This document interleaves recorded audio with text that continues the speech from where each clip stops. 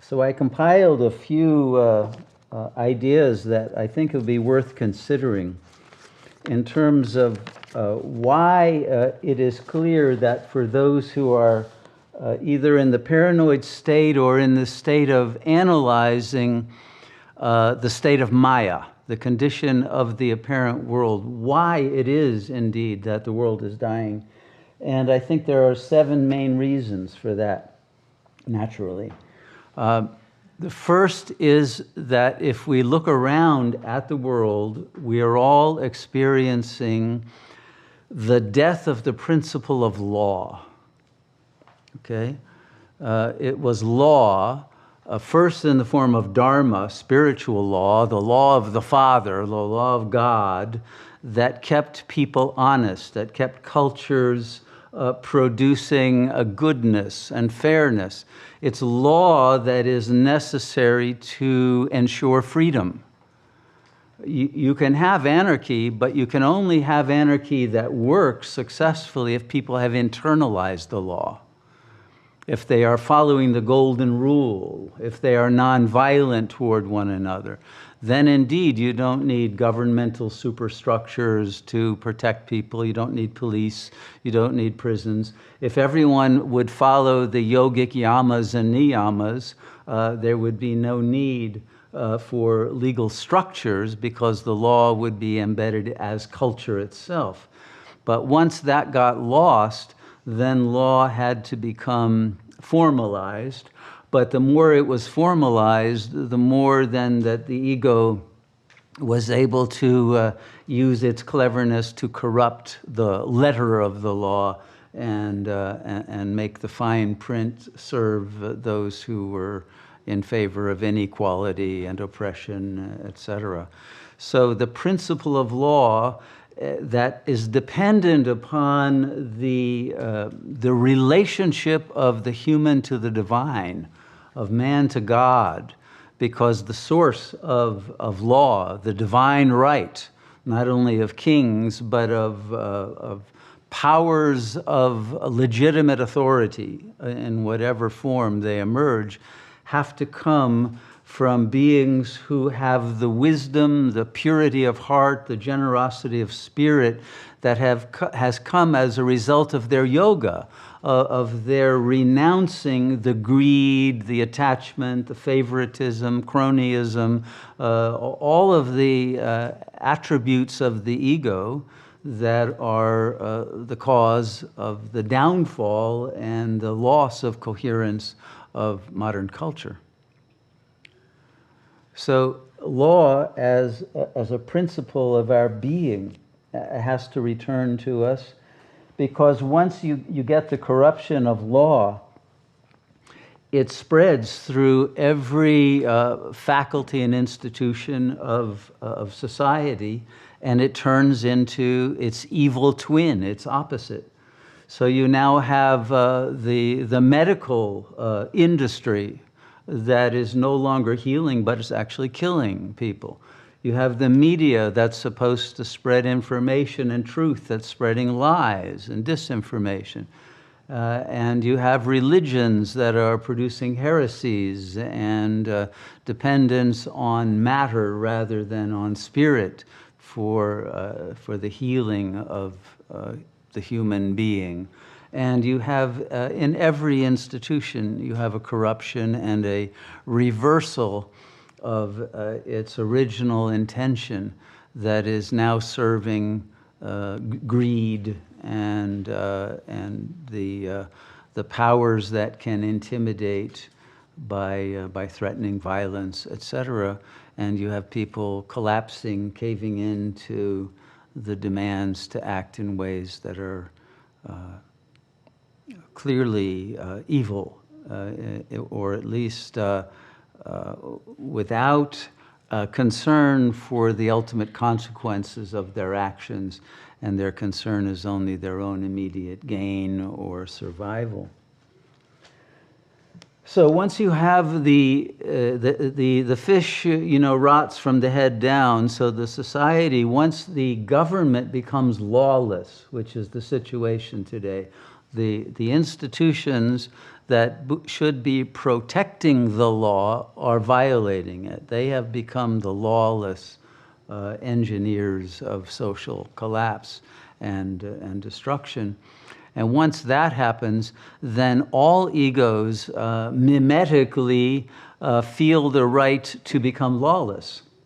If the government is lawless, if the president is lawless, the prime minister, and they're all violating the very mandates that they're telling everyone to follow, and this is public information even, they're flaunting their own recognition that this is all a joke. And so then it becomes the same for every ego then. And there is no legitimacy, no higher authority, and everyone is in it for themselves, and every ego feels it has a right to steal, to kill, to lie, to break all the 10 Commandments or even more, and not to care about their fellow. There's no more, am I my brother's keeper? That question is thrown out. And yet there's a herd mentality that will follow, but out of fear, of intimidation, not out of following the law. So we have the production of lawlessness en masse. And this makes it, of course, very difficult to reestablish a bedrock upon which a new culture can be formed. The trust between human beings has been deliberately cut, and social distancing and masking and all of that has contributed to that loss of connection, loss of trust, loss of belief, loss of faith in people's in fellow humanity. So this is a vibrational frequency now that is at large in the culture, and that we all have to deal with as one of the aspects of living in a dying world. Secondly, there is the fact that everyone is coming to grips with now that a social collapse, a global social collapse of the entire international, not just the national systems, is being engineered deliberately. And largely because the financial system was bankrupt, and in order to preemptively get ahead of that, they have engineered this. It's not an accident. It's not a result of simply bad weather. Even the weather is now controlled and deliberately distorted by technological means. So we have a situation where we are dealing with an intentionality of destruction that is being imposed. And therefore, the forces that are supposed to be trying to recuperate normality as it was anti-pandemic are actually working toward a different outcome.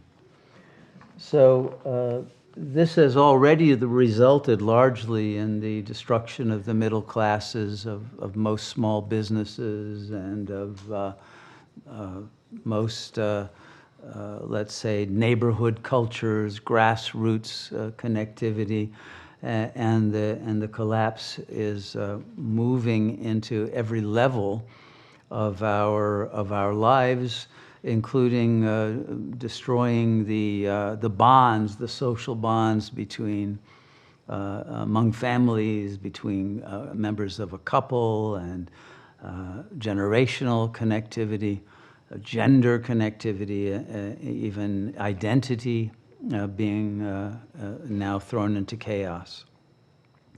So there are no longer any master signifiers that hold the culture together, and there is a loss of that kind of cohesion.